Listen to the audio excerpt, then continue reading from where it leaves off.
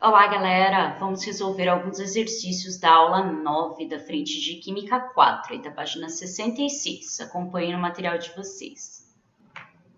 Começando aqui, então, pelas atividades para a sala. Exercício 1.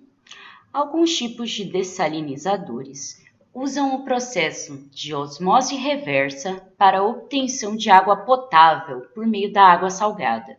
Nesse método, utiliza-se um recipiente contendo dois compartimentos separados por uma membrana semipermeável. Em um deles, coloca-se água salgada, no outro, recolhe-se a água potável.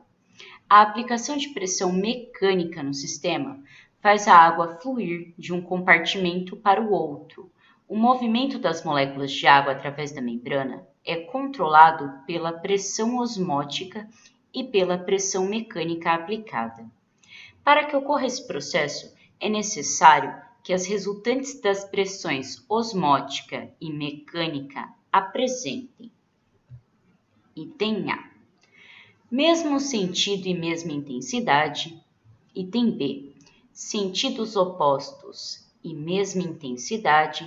Item C: sentidos opostos e maior intensidade da pressão osmótica. Item D: mesmo sentido e maior intensidade da pressão osmótica. Item E: sentidos opostos e maior intensidade da pressão mecânica. Bom, galera, para que ocorra esse processo, é necessário que as resultantes das pressões osmótica e da pressão mecânica, elas apresentem, né, elas sejam em sentidos opostos. E a maior intensidade tem que ser da pressão mecânica, né? Porque a gente está querendo que ocorra o quê? O processo de osmose reversa, né? O contrário da osmose.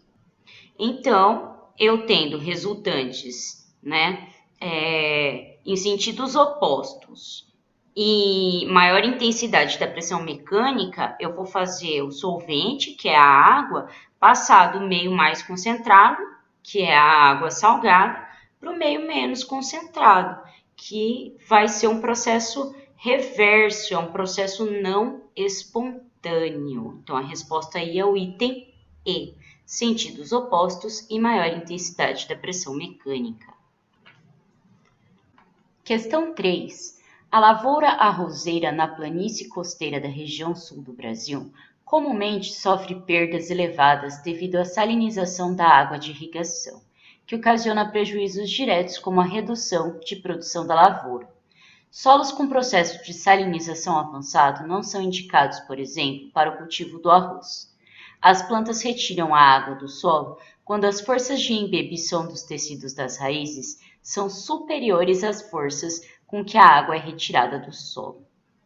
A presença de sais na solução do solo faz com que seja dificultada a absorção de água pelas plantas, o que provoca o fenômeno conhecido por seca fisiológica, caracterizado como: item A: aumento da salinidade, em que a água do solo atinge uma concentração de sais maior que a das células das raízes das plantas, impedindo assim que a água seja absorvida. Item B: aumento da salinidade, em que o solo atinge um nível muito baixo de água e as plantas não têm força de sucção para absorver a água. Item C: diminuição da salinidade, que atinge um nível em que as plantas não têm força de sucção, fazendo com que a água não seja absorvida. Item D: aumento da salinidade, que atinge um nível em que as plantas têm muita sudação, não tendo força de sucção para superá-la. Item E: diminuição da salinidade, que atinge um nível em que as plantas ficam túrgidas e não têm força de sudação para superá-la.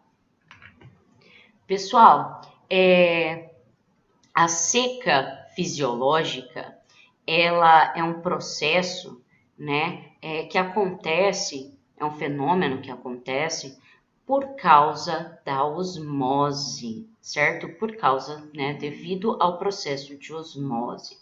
E essa seca fisiológica, ela é caracterizada pelo aumento da salinidade, né, da quantidade de sais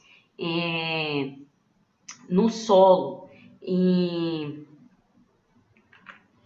que a água do solo ela atinge uma concentração de sais muito maior, né, do que a das células das raízes das plantas. E isso impede com que a água seja, então, absorvida, né, pelas plantas, pelas raízes das plantas. Então, a resposta aqui é o item A, aumento da salinidade, em que a água do solo atinge uma concentração de sais maior que a das células das raízes das plantas, impedindo assim que a água seja absorvida.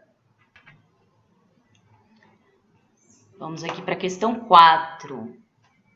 Adicionando em água pura células animais, como os glóbulos vermelhos, observa-se que elas incham até arrebentarem. Esse fenômeno pode ser explicado pela: item A, migração de íons de dentro da célula para a água pura, a fim de igualar as temperaturas de ebulição da solução celular e da água pura. Item B, passagem de água para dentro da célula, a fim de aumentar a pressão da solução celular. Item C, diminuição da temperatura de congelamento da água pura devido à adição de soluto volátil. Item D, migração de íons da solução celular para a água pura, pois a temperatura de ebulição da solução é menor do que a da água pura. Item E, passagem de moléculas de água para dentro da célula devido à diferença de pressão osmótica no interior e no exterior da membrana celular. Bom, claramente aqui nessa questão, a gente vê que a resposta é o item E, né? A passagem de moléculas de água para dentro da célula devido à diferença de pressão osmótica no interior e no exterior da membrana celular. Então, fica bem claro que é o fenômeno da osmose que está acontecendo. Por que isso acontece, né? Por que acontece até as células arrebentarem? As células animais, elas são hipertônicas quando a gente compara elas, né, com a água. Então, as moléculas de água, elas vão atravessar, né, e em um determinado instante, essas células vão acabar se rompendo, porque elas têm uma limitação de tamanho, né? E a água vai continuar entrando, o processo de osmose vai continuar acontecendo ali, porque a diferença de concentração continua existindo, e isso vai acontecer até o ponto em que elas se arrebentam. Agora a gente continua aqui com algumas atividades propostas. Atividade 1. A sardinha vem sendo utilizada na pesca industrial de atum. Quando jogados ao mar, os cardumes de sardinha atraem os cardumes de atum, que se encontram em águas profundas. Porém, estudos têm mostrado que o lambari, conhecido no Nordeste como piaba, é mais eficiente para essa atividade. O lambari se movimenta mais na superfície da água, atraindo os atuns com maior eficiência. Apesar de ser um peixe de água doce, o lambari não causa nenhum prejuízo ao ecossistema. Ao ser colocado no oceano, ele sobrevive por cerca de 30 minutos no máximo. No uso dessa tecnologia pesqueira, os lambaris morrem porque, item A, são tipicamente hiposmóticos e não sobrevivem em concentrações isosmóticas. Item B, desidratam, pois estavam em um ambiente isotônico em que a salinidade varia muito. Item C, passam para um ambiente aquático hipertônico, apresentando uma contínua perda de água por osmose. Item D, absorvem muita água e não tem como eliminá-la dos seus organismos, pois por isso incham até explodir. Item E, passam para um ambiente aquático hipotônico, apresentando uma contínua absorção de água por osmose. Bom, galera, a gente sabe que o lambari, ele é um peixinho de água doce, né? ao ser colocado ali no oceano, no mar, que é água salgada, ele vai sofrer desidratação. Por quê? Porque o meio, ele é hipertônico, né? O mar, ele é hipertônico em relação à célula. Então, quer dizer, o peixe é hipotônico em relação ao mar. Então, esse peixinho vai perder água pelo processo de osmose e vai morrer desidratado. A resposta aqui é o item C, né? Ele vai acabar morrendo por uma contínua perda de água por osmose. Questão 2. Uma pessoa presenteada com flores deve mergulhá-las dentro da água e cortar em seguida a ponta das suas hastes, para que elas durem mais tempo. Esse procedimento é feito com o objetivo de garantir a continuidade da condução de seiva bruta. Tal fenômeno ocorre graças à diferença de osmolaridade entre a planta e o meio em que ela está, que são, respectivamente, item A, hipotônica e isotônico, item B, isotônica e hipotônico, item C, hipertônica e isotônico, item D, hipotônica e hipertônico, item E, hipertônica e hipotônico.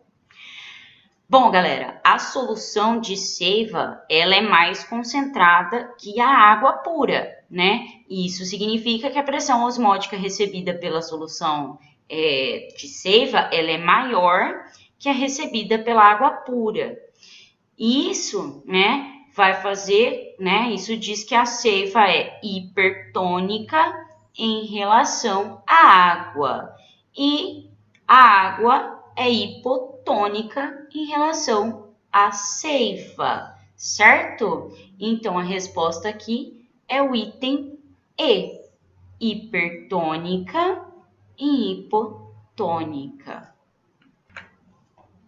Questão 3.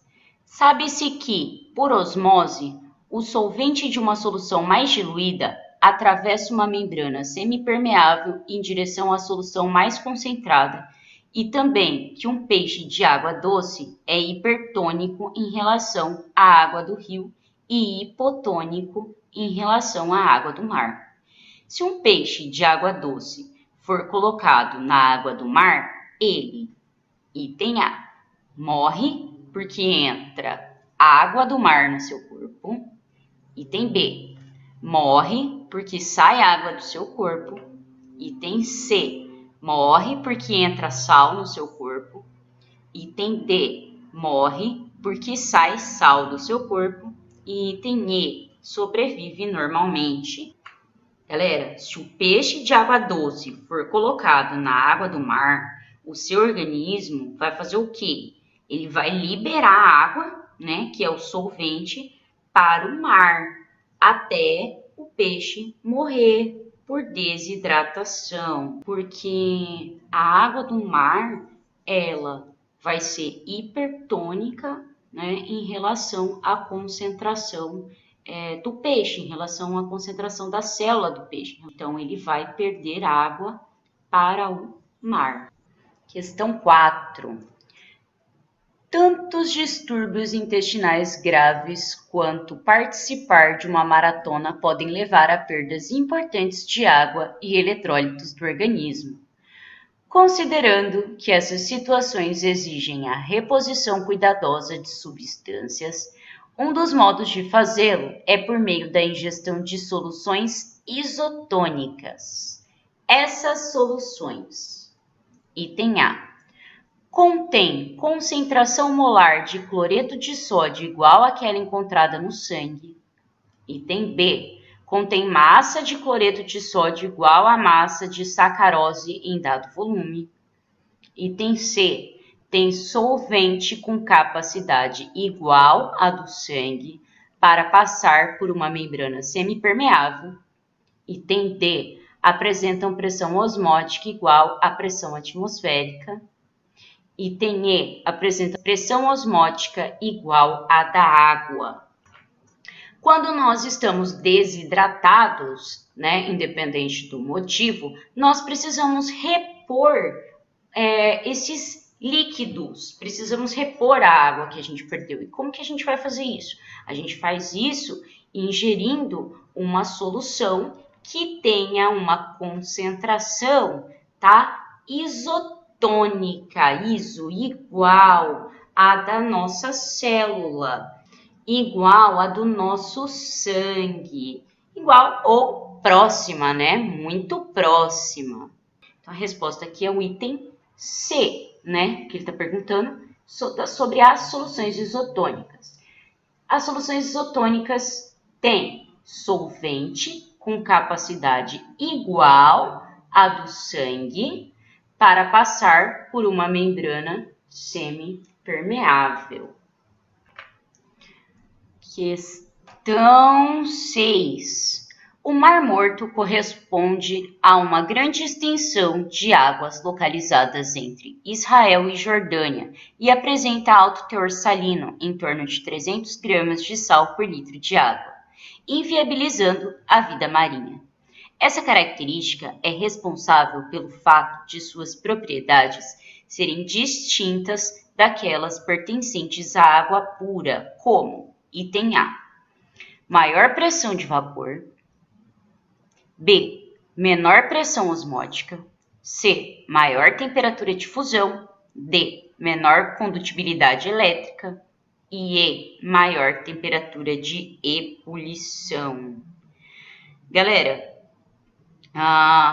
o que acontece, tá, é que ele vai ter maior temperatura de ebulição.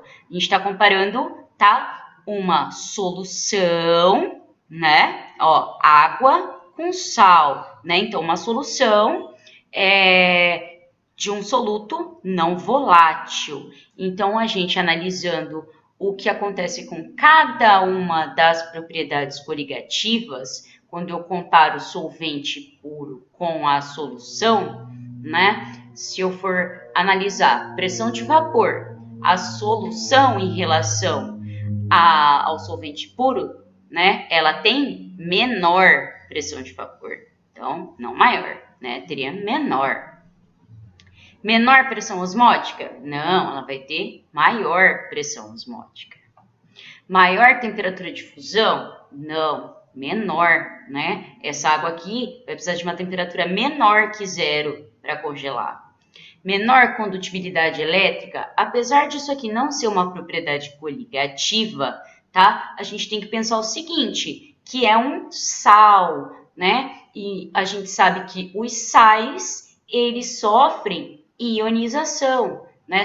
Sofrem dissociação iônica, formam íons na solução, ou seja, eles são soluções condutoras de eletricidade, então ela vai ter uma maior condutibilidade elétrica, vai conduzir melhor eletricidade.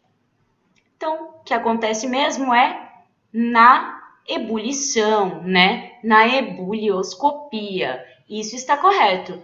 Quando eu tenho o soluto não volátil, no caso o sal, eu vou ter uma maior temperatura de ebulição. Vou precisar de uma temperatura maior para entrar em processo de ebulição. Questão 7. A escassez de água própria para o consumo humano tem provocado a busca pelo aproveitamento das águas de oceanos e mares. Para aproveitamento da água salgada, foram desenvolvidos equipamentos de dessalinização que se baseiam na aplicação da osmose reversa. Esses equipamentos têm permitido que bilhões de litros de água potável sejam produzidos anualmente no mundo inteiro. Por definição, a osmose é a passagem de um solvente através de uma membrana semipermeável. Os processos de osmose e osmose reversa estão apresentados nas figuras a seguir. Considerando essas informações e observando a figura, verifica-se que, item A, em A e B, os sais conseguem atravessar a membrana semipermeável. Item B, em A, o fluxo através da membrana ocorreu no sentido da água salgada para a água doce. Item C. Em a concentração de sais na água salgada foi aumentada. Item D. Em B, o fluxo de água no sentido da água salgada para a água doce exigiu a aplicação de pressão externa. Item E. Em A, está representado o processo que ocorre no dessalinizadores. Vamos lá para a gente analisar as imagens. Bom, a gente pode perceber aqui, né, que para cá está acontecendo o quê? Está acontecendo a passagem da água, né, do solvente daqui da água doce para água salgada, ou seja, está acontecendo o processo de osmose, certo? Enquanto que aqui, né, em B, está acontecendo que a água está saindo, o solvente está saindo da água salgada, está vindo para a água doce, ou seja, está acontecendo o processo de osmose reversa. Então, aqui a gente tem osmose e aqui a gente tem osmose reversa. Então, a resposta aqui fica o item D. Em B, o fluxo de água no sentido da água salgada para a água doce exigiu a aplicação de pressão externa. A gente sabe, né, galera, que a osmose reversa, para que a osmose reversa aconteça, a gente precisa aplicar uma pressão, né? A gente precisa aplicar uma pressão, essa pressão tem que ser, inclusive, uma pressão muito alta, maior que a pressão osmótica. Isso vai fazer com que o fenômeno natural da osmose aconteça de forma invertida, aconteça ao contrário. Beleza, galera? Resolvam os demais exercícios e até a próxima aula.